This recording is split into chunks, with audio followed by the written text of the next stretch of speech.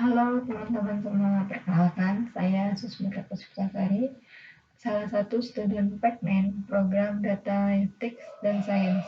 Di sini saya akan mempresentasikan hasil akhir proyek statistik per bisnis tentang analisis faktor-faktor yang mempengaruhi peluang atau rekomendasi promosi karyawan.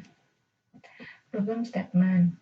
Dalam upaya meningkatkan efektivitas dalam pengambilan keputusan terkait promosi karyawan, tahun ini HR Team ingin menggunakan data yang disimpan tahun lalu untuk melakukan identifikasi apakah seorang karyawan memenuhi syarat untuk mendapatkan promosi atau tidak.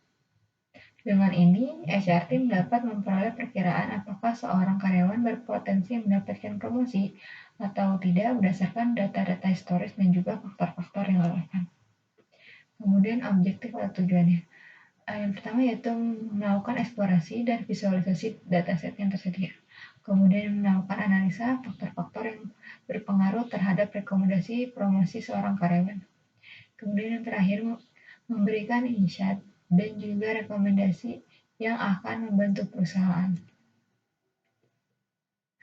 Kemudian research question yang pertama, apakah pendidikan mempengaruhi seorang karyawan untuk dipromosikan? Seperti yang terlihat pada gambar bar chart ini, dapat dikatakan bahwa pendidikan memiliki pengaruh terhadap peluang seorang untuk dipromosikan. Karyawan dengan tingkat pendidikan bachelor atau sarjana dan juga master dan seterusnya memiliki peluang lebih tinggi untuk dapat dipromosikan dibanding dengan tingkat pendidikan di bawah sarjana. Kemudian, research question yang kedua, bagaimana distribusi rekomendasi promosi di berbagai departemen di perusahaan tersebut. Di sini juga terdapat gambar bar chart tentang distribusi promosi di berbagai departemen. Dapat dilihat dari gambar, distribusi rekomendasi promosi sangat banyak berbeda di setiap departemen. Departemen yang presentasi karyawan yang direkomendasikan untuk promosi yang lebih tinggi antara lain ada Analytics, Operation Department, Procurement, dan juga Sales and Marketing. Sedangkan departemen dengan presentasi karyawan yang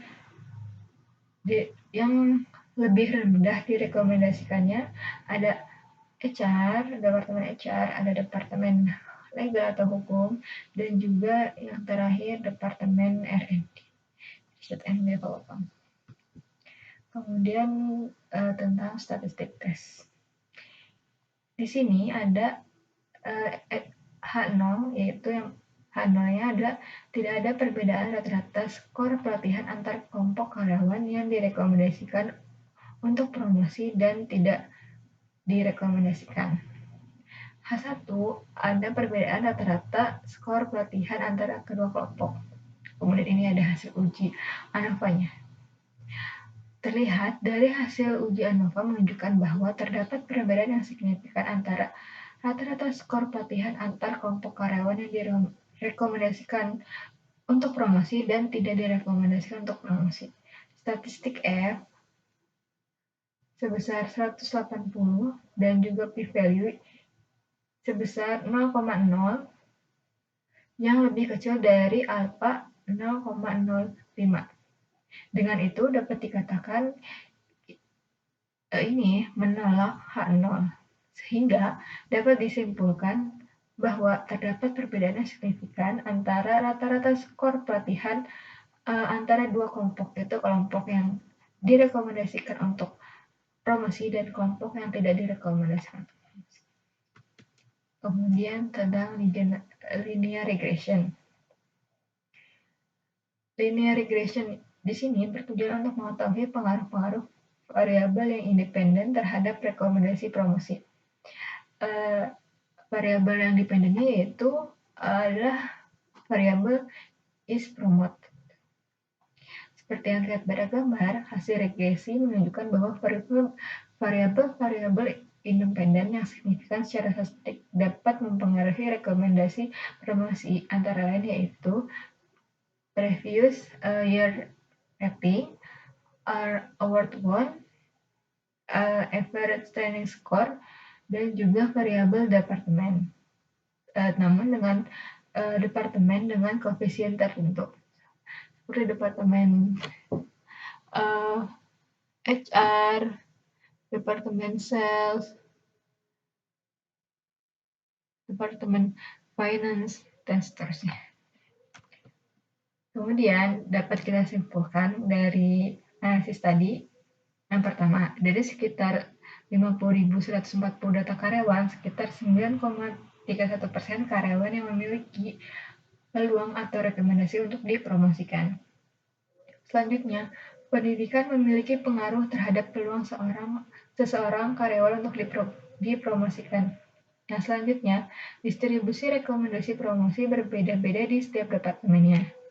Kemudian, karyawan yang memiliki penilaian tahun sebelumnya lebih tinggi cenderung memiliki peluang lebih tinggi untuk dipromosikan pada tahun ini. Kemudian, terdapat perbedaan yang signifikan antara rata-rata usia karyawan dan juga rata-rata skor pelatihan antar kedua kelompok karyawan yang direkomendasikan untuk promosi dan juga tidak direkomendasikan. Hal ini menunjukkan bahwa usia dan skor pelatihan menjadi faktor yang mempengaruhi keputusan rekomendasi promosi. Kemudian, rekomendasi yang dapat diberikan kepada perusahaan. Yang pertama, perlu adanya penilaian kerja yang baik dan konsisten setiap tahunnya untuk dapat mengidentifikasi karyawan yang berpotensi untuk mendapatkan promosi. Yang selanjutnya, penting kiranya perusahaan untuk memberikan penghargaan kepada karyawan berprestasi sebagai bentuk motivasi dan pengakuan atas kontribusi karyawan terhadap perusahaan.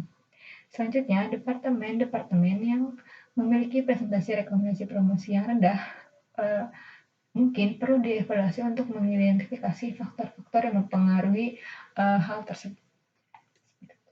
Kemudian ini merupakan hasil dari analisa saya. Melakukan data cleaning, setelah data, terus kemudian melakukan EDA.